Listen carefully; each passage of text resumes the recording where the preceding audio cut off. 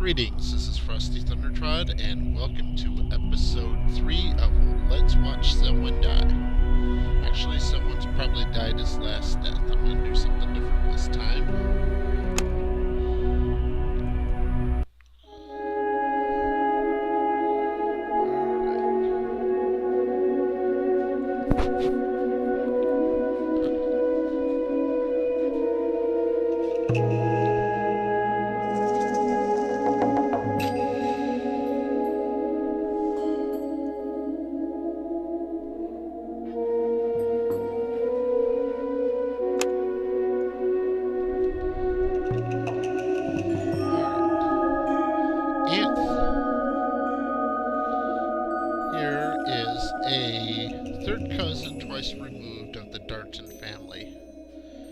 Basically, some great-great-great-great-grandmother married a second or third cousin that was out of line of succession, so he's technically a member of House Darton, but has no real standing within it.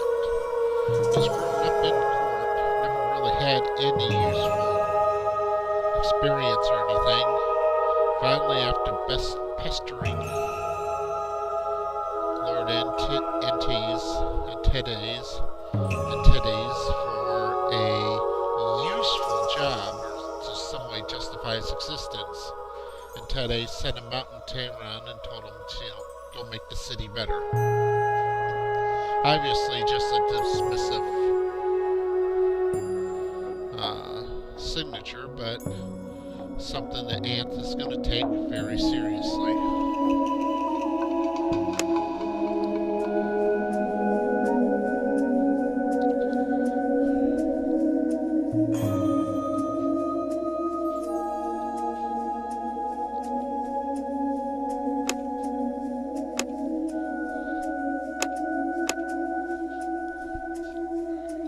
Like I said, Anth has no practical experience in anything.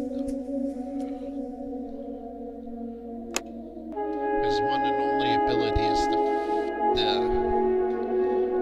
talk to other members of the noble court, so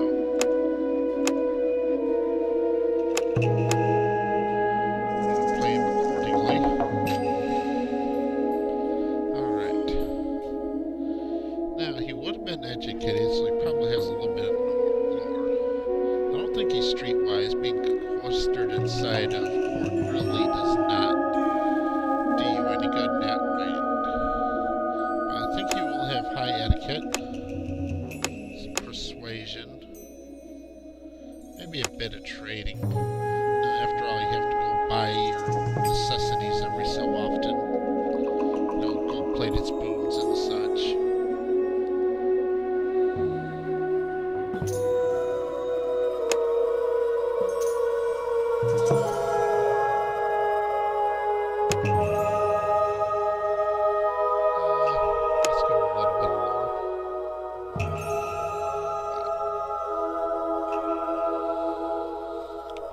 Probably about the only weapon he's ever used in his life is a dagger. And saying he used a dagger is actually saying he cut his meat at the dinner table. Let's see. Alright, let's give this a shot and see how quickly Anth can die.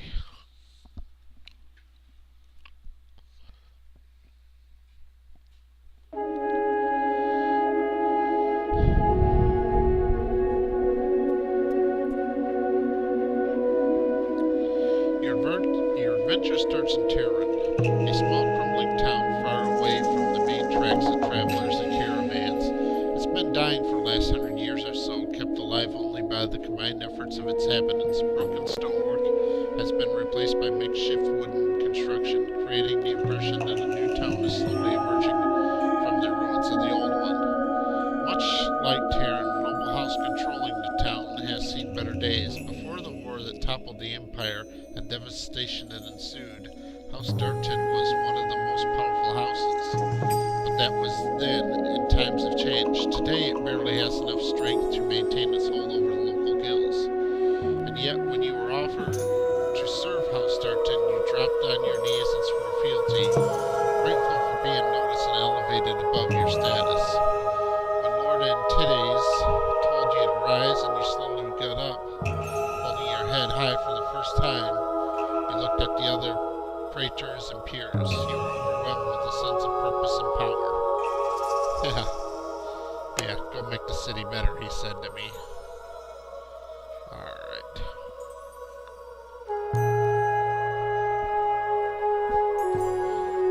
Now, what's going on around here?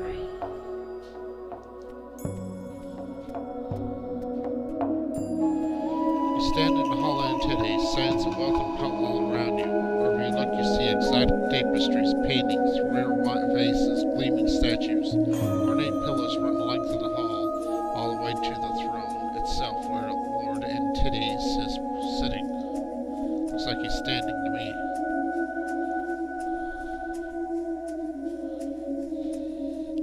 Lord Antides, the current and most likely the last Lord of Houstarton. It was prophesied that he would be the leader to restore Darton to its original glory, and unwavering in his faith in the prophecy, Antides undertook many daring attacks against Darton's enemies. Unfortunately for both Antides and his house, the prophecy failed to live up to its end of the bargain, with disastrous consequences for Houstarton. With the loss of a fort and 2 entire legions, Antides' domain is reduced to a crumbling town and a small regiment of guards, while the prospect of glory is slowly fading away. Hail to you, Anth. Have you heard of the murder yet? Traders are slaughtering each other over a handful of coins they can make in this town. Usually I don't concern myself with such trivial matters, but the man who was killed but was bringing me a tribute, an artifact to buy my protection with, it must be recovered.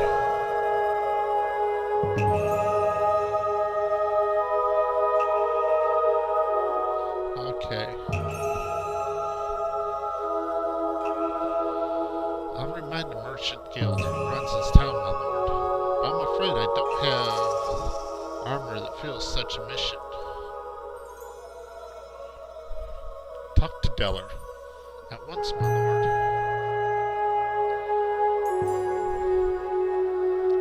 You enter the Commissarium's richly decorated halls. Everywhere you look, you see signs of wealth, from the rich tapestries lining the walls to gilded vases and intricately carved stonework. Money is power, and the interiors were designed to convey the message that Commissarium is a very powerful guild. Go to Lionel's office. Lionel the Skull owned his nickname to his appearance, and his appearance to the decades of service to a merchant's guild. It was that service that changed an enthusiastic youth with blue eyes and wiry auburn hair into a dispassionate old man with a bald head, cold, almost colorless eyes sitting deep within the dark sockets. Business to Linus was a board game. He moved pieces and executed strategies without taking any human element into consideration. A good opportunity shouldn't be missed solely because some people are standing in the way. Lionel's lips twisted into something resembling a welcome smile. To what do I owe this unexpected pleasure? Unexpected? You should have expected this pleasure when you decided to kill that traitor. As it turns out, he was bringing a gift for the old man, and he wants it back. I understand. I'll have it delivered to Lord Antides within the hour. Anything else I can help you with? Lord Antides wants to make this a memorable experience. A lesson must be taught.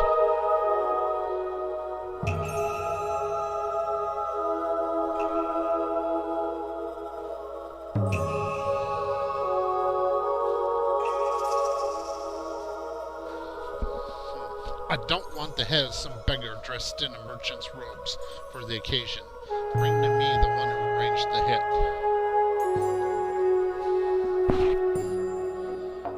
Very well.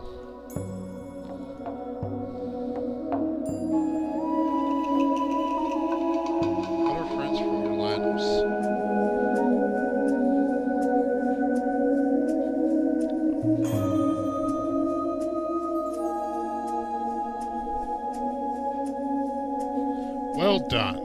house. Delivered the map himself, along with a generous gift in some poor bastard's head. Looks like the message hit home. You're an efficient man, Aneth. With the right guidance, you will go far. Not many people understand the lessons that aren't taught in blood are soon forgotten. He takes off his ring and hands it to you. Thank you, my lord. Do you believe in destiny, Aneth? Before you have a chance to answer, Antiddes continues. I've seen more than a decade trying to find the temple and fulfill the prophecy. I've wasted a fortune and a lot more men than I dared to admit. And just when I decided to give up, another map shows up. Coincidence? I don't believe in them. It's said that every man is given a chance to change his fate, to ascend to greatness and immortality, to rise above the ordinary and serve a cause greater than self-interest.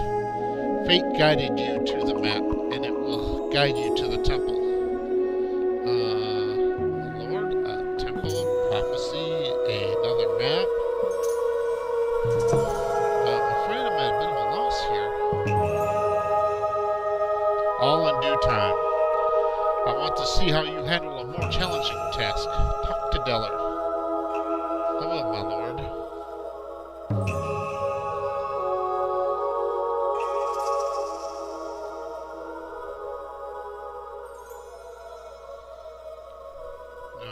Just the man I was looking for. Says Diller in a tone suggesting you're the first person he ran into. Did Cossus arrive yet?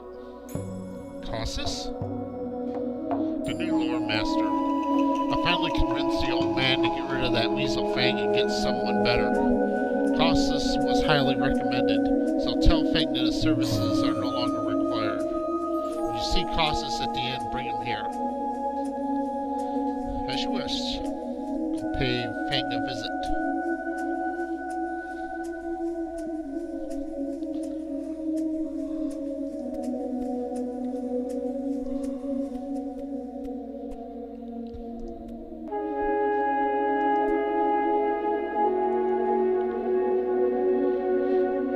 Fang came to Tehran with a caravan 2 decades ago. Nobody knew where he came from or why, but he had the bitterness of a man scorned by the memory of a life he had lost. He was well versed in languages and the antiquities, but the town already had a lore master. Fortunately for Fang, the lore master fell sick and passed away, despite the best efforts of the local alchemist, who was quite puzzled by the symptoms. Fang became the new lore master and even earned the favor of Lord Antiddes after discovering several darts and art relics. Lord Antiddes, praetors are always welcome. Cite my humble abode. What does my lord require? You have but to name it. Your services are no longer required, Fang. But this faithful servant has done nothing that pleased our lord so greatly, inquires Fang dramatically. Who shall advise our lord on matters that are beyond the understanding of most men? Who shall protect them from the unseen dangers? Cassius. Young Cassius? What does he know? Would you have to study an ancient manuscript for decades, poring over every word and contemplating its meaning. Decades, praetor. Don't tell me you believe that he's fit for such an important job. What I believe is irrelevant. Irrelevant? You're a praetor, not a chambermaid. What if Lord Antiddes in all of his infinite wisdom has made a horrible mistake? Isn't it your job to correct this and ensure this well-being? You expect me to go against my lord's will? You have much to learn, Aneth. You can achieve quite a lot with subtlety. For instance, what if Cassius were to disappear?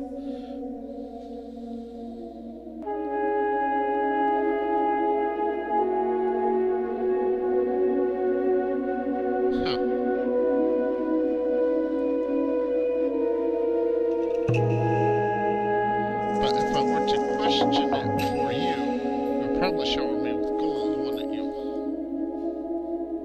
Actually, I have no interest in doing this. If Fang wants to be the lore master, he has to make himself a better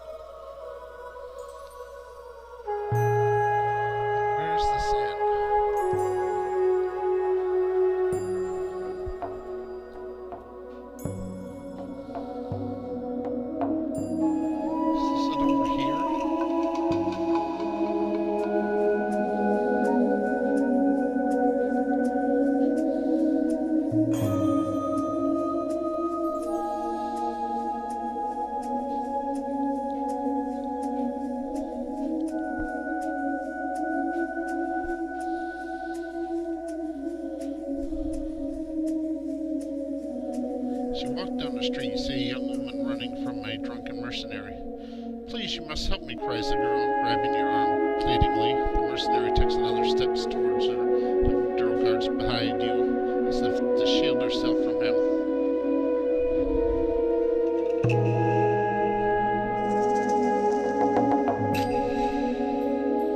I have a feeling something is wrong here.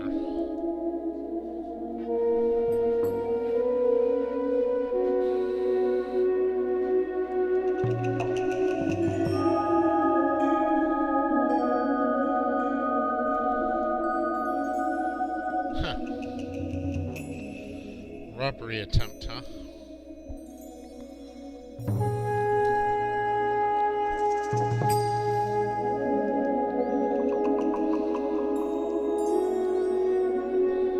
So I have to use the map.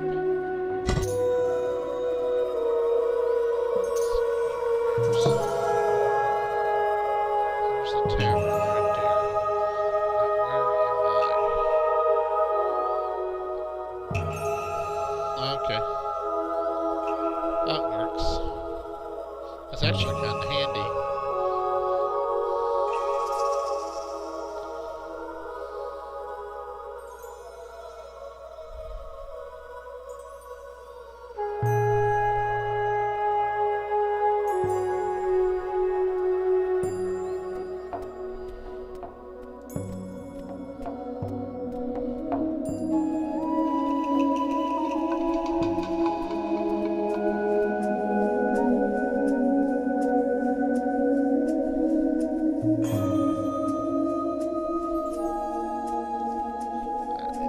It's not the tavern I want to be at. I think it's the inn I want to be at. Tavern inn over here. So I'm right here, I think. No, I'm right here. So I need to go out to this road and then down.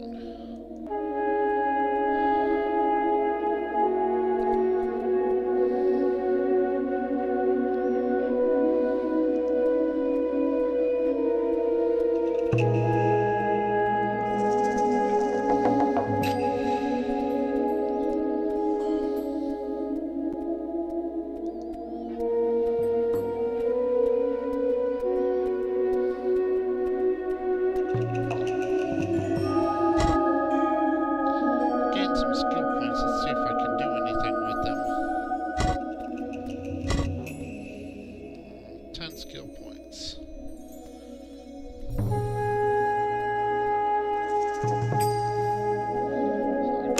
Boost my load a little bit.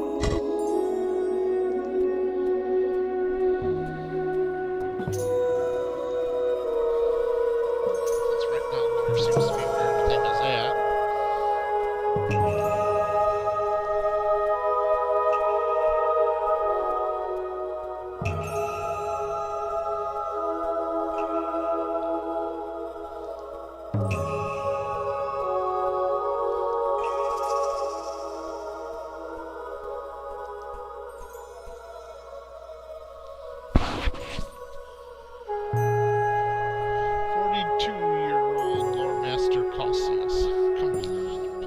Called young Castius by his gray-haired colleagues, has never understood the appeal of digging through dirt and ruins like a rat. Instead, he preferred to spend his time among the neatly preserved scrolls, studying the work of many predominant lore masters of antiquity and hundreds of accompanying commentaries. He considers indispensable. Master Castius has been working on his second tractate, analyzing the manifestations of the divine will in the year 4052, when Antides emissaries invited him to town. Cassius arrived early and was getting tired waiting when you showed up and graced him with your attention. Is there something you want? Lord Antides has sent me to escort you. Follow me. I'll actually take him to Lord Antides.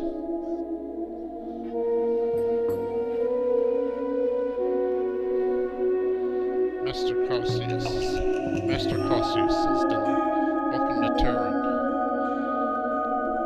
I'll take you to Lord Antides in a moment. Alright. Loyalty increased.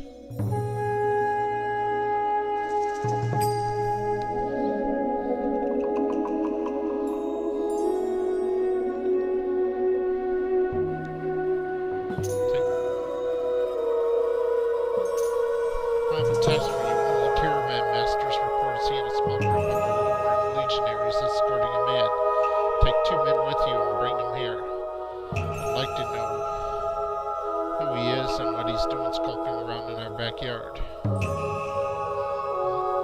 pay him a visit.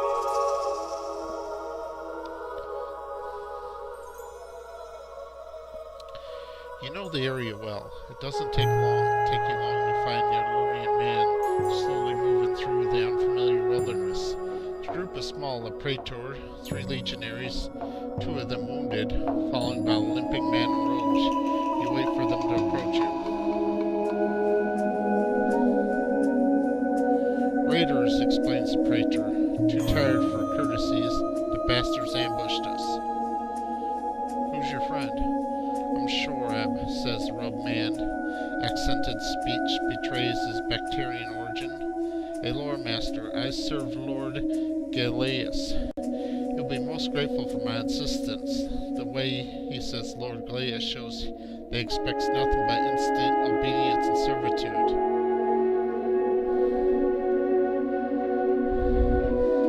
If you honor us with a brief visit as guests of House Darton, we'll see no harm comes to you. You have my word.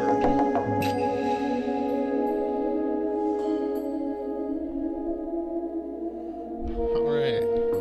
This is going good. I haven't died yet.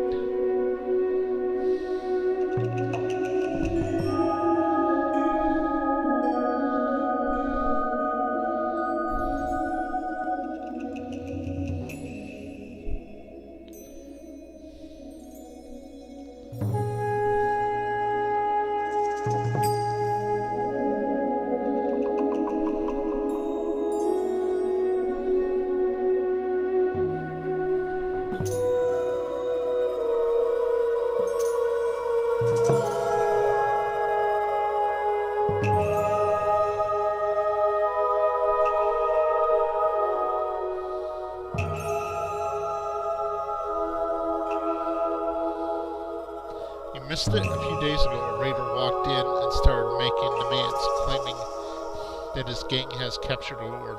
We didn't take the bastard seriously and used him for target practice. Then it turned out that Tiberius, that useless tit, is really missing. But it was too late, so take a look at the camp, will you?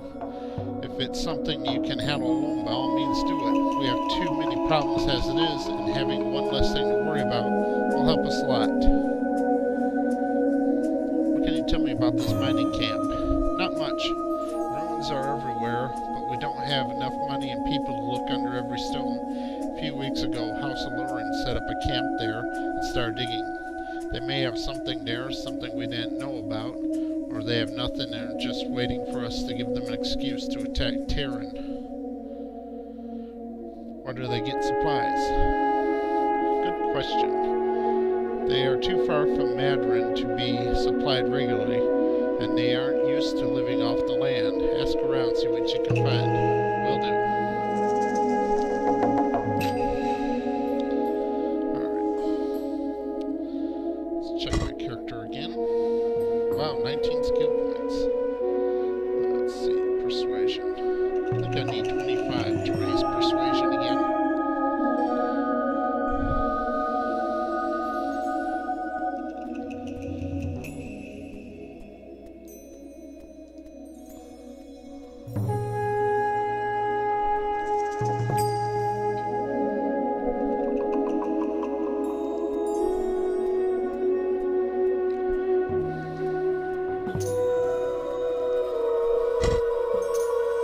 Let's see here.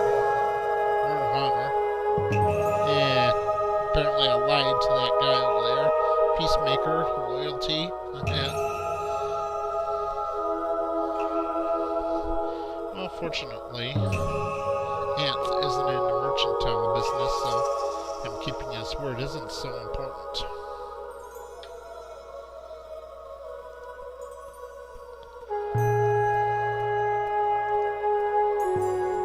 Maybe I should ask to speak to him and see if I could get the information out of him without torture.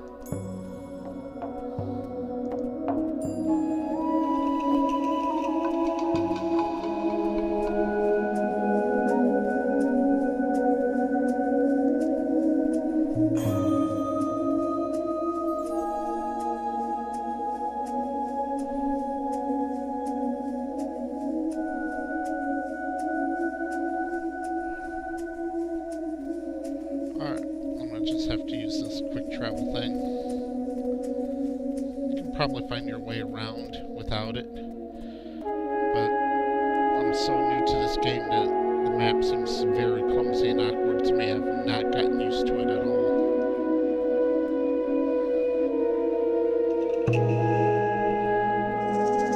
Oh, fresh bread.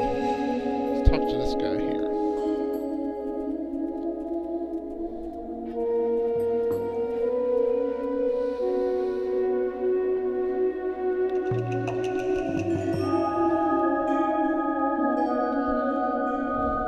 This is awfully front. Salt-cured meat of most exotic varieties, blood sausages, garum. I have no idea what garum is. This is very direct. Do you know anyone who's been buying supplies on a regular basis lately, enough to feed a camp full of soldiers?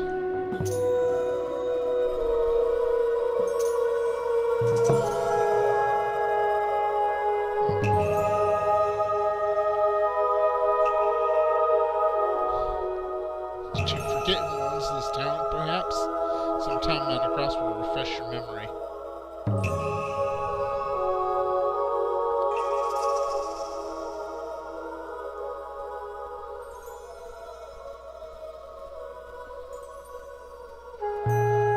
Shantytown, huh?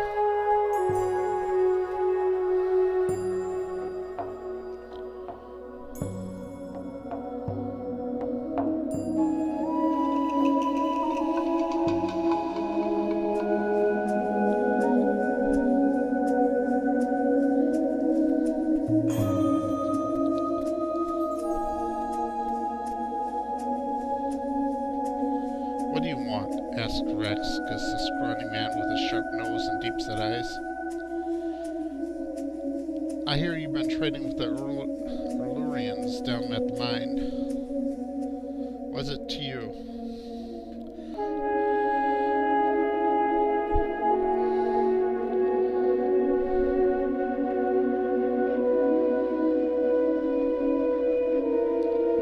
Are you blind? Can't you see who you're talking to?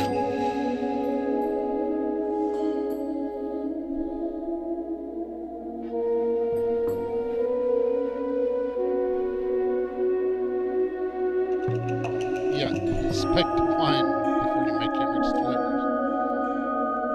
I'll be back. Alright.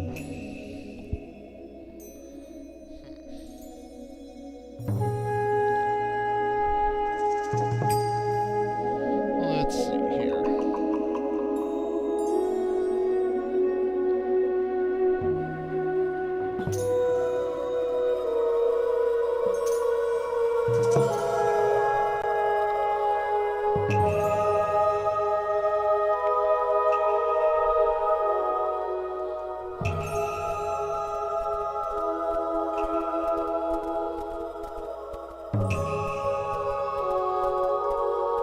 Maybe not. Let's try the healer. That don't work. I'll try the Assassin's Guild.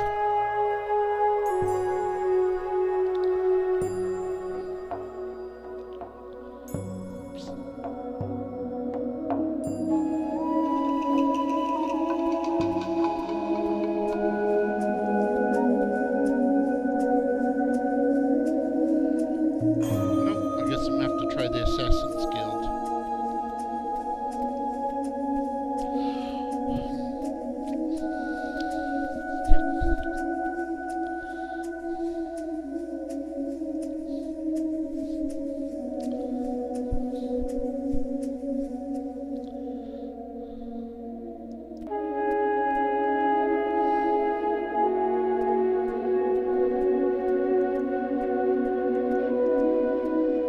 Oh, he doesn't seem to be a talkative type.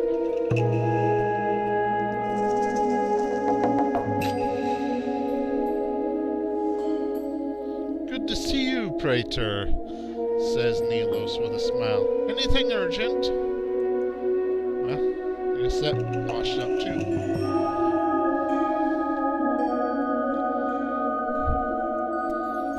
Well, this looks suspiciously poisonous. Okay. Nope, nothing there.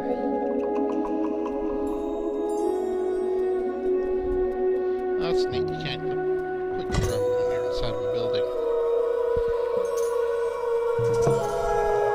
Alright, let's head off over here and see if the merchant's got anything.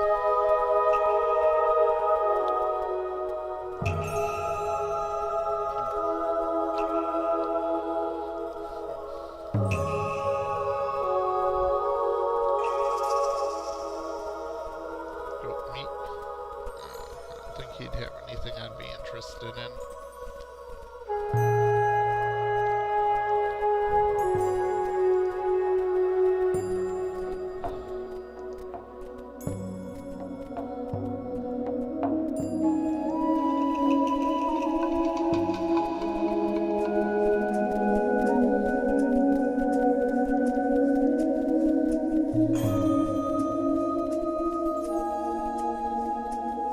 Oh, here we go. Alchemist.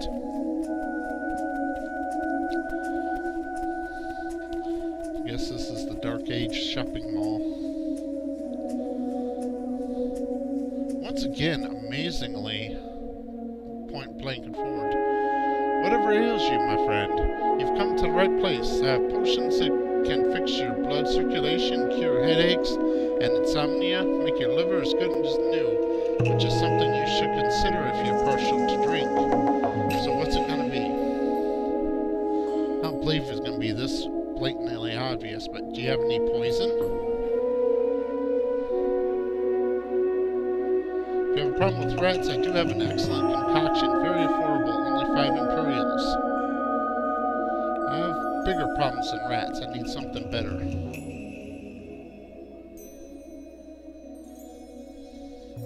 Then help me save mine. I'm just doing unto others before they do unto me.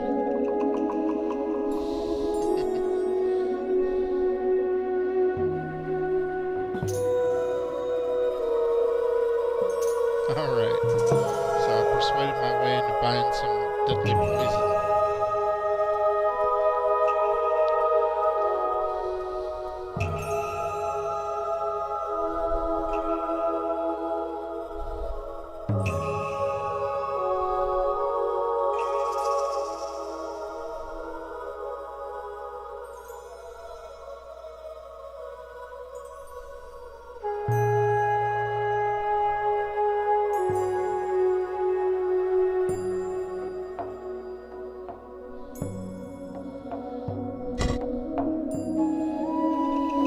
Let that poison just take care of that outpost. I'm going to go do something else instead. I'm going to see world the bandit camp.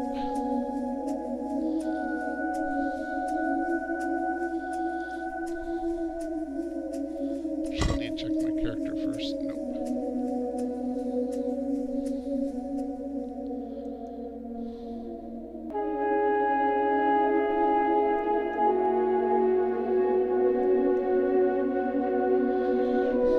Still easy to tell him. Once a guard, always a guard, my father used to say. Although he meant something else, like some higher calling or something. Turns out he means that once the habits are drilled into you, they stay there until you die. As for how I joined the other side, well, such things happen more often than you think. When a village kid signs up, he wants to be a hero. He wants to stroll into his village in shiny armor and bet every girl. Instead, he gets to do 25 hard years and watch his friends die for nothing. When he realizes what he's gotten himself into, he's in the wasteland, a long ways from home. I just did 12 years, and you do something for that long, well, it's the only life you know. I was wounded and left for dead. Raiders found me and took me in. No, not out of kindness, they needed men badly, especially men with proper fighting experience. While I was recovering, I lived like a lord. Food, wine, women, and a soft bed. When they let me choose, I chose to stay.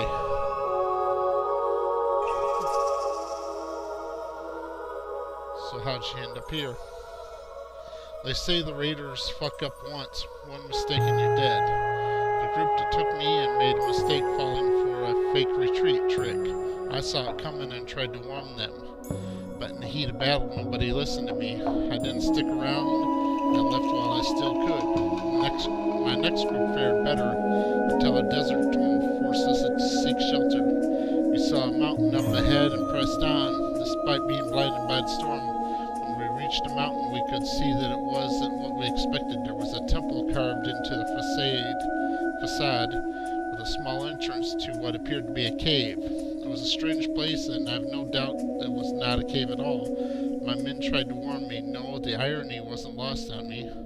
But I dismissed their warnings as tribal superstitions and paid dearly for it. Only a handful of us got out alive. So I went from one group into another until I had enough of these wastelands and decided to move south in search of greener pastures. What happened in that cave? It reeked of death, skulls and bones everywhere. My men begged me to leave, told me that they'd heard stories about this place, bad stories. Still, the storm outside was real. The stories, well, stories, people tell them for different reasons. To amuse, to scare, or to keep other people away. It got me to thinking. The cave was small. The walls were rough, but seemingly man-made. You didn't have to be as smart to know. There was more to it than one small chamber. I told my men that these walls must hold a great treasure. It was enough for them to abandon their caution and start looking. After hours of searching, we had stumbled upon a switch and opened a hidden passage leading to another two chambers. The first one contained two strange objects. One was as tall as a man, and they were indistinguishable, carbon copies of each other. Okay, seriously, how would he know what a carbon copy is? Just standing there, untouched. You can mistake them for some idols, if not for their metal pipes that disappeared into the floor. There was no clue as to their purpose or the reason why someone needed two of them. The second chamber had metal pipes running along the walls. It was empty, save for a single platform. It was like a metal cart with railings. I remember wondering who would possibly waste so much metal on building such a contraption. Then the coroner stepped into it, and the platform went down all the way through the floor and into the very depths of the underworld, judging by the noise and the red glow. Soon the platform returned without him. I told the story many times, and each time I wondered why I didn't immediately take my men and flee. It seems so obvious now, but back then in the chamber we felt like we had stepped into a fairy tale. It was a tale rife with disappearing walls, strange idols, and magic carts taking only the worthy to hidden treasures beyond their wildest dreams. I sent my best men to see what was down there, bringing back Nicanor. None of them returned. When the platform came back, it was as if it came for us.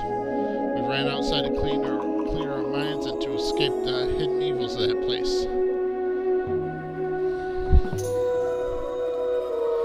I've heard of such platforms. They said there's a similar device in the Commercium's building in Mandarin.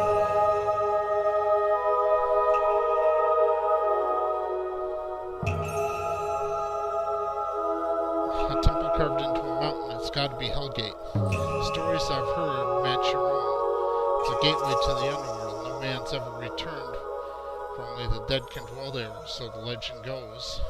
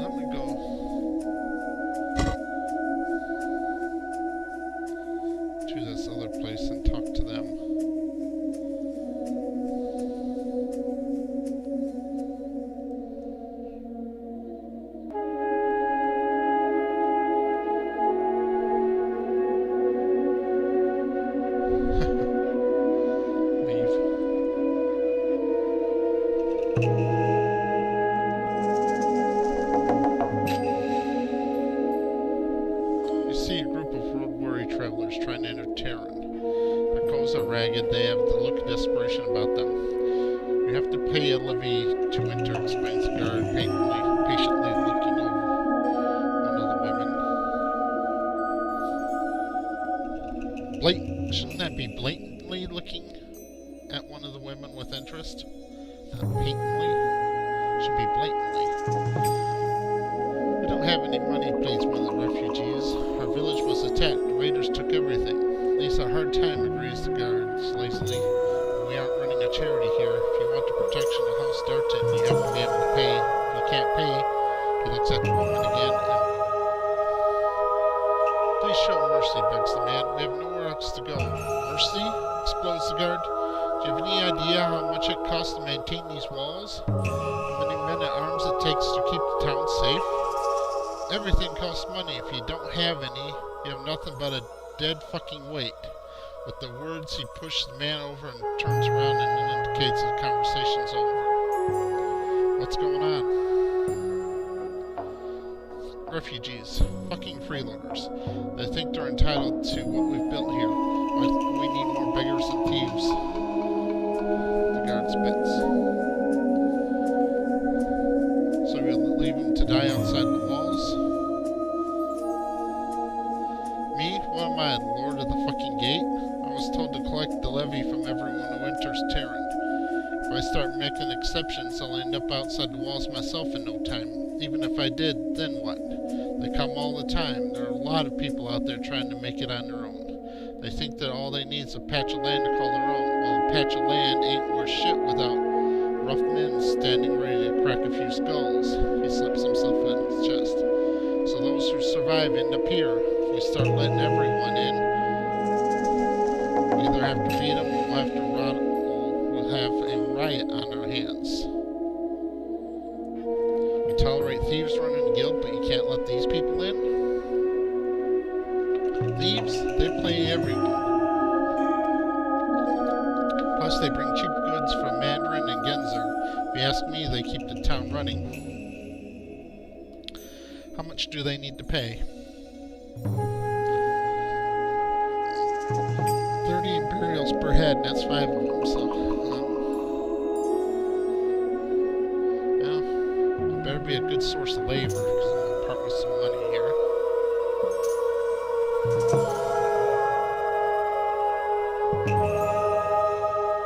Alright. Well, we made it all the way to the end of this episode, and Anth has not died. Thank you very much for watching.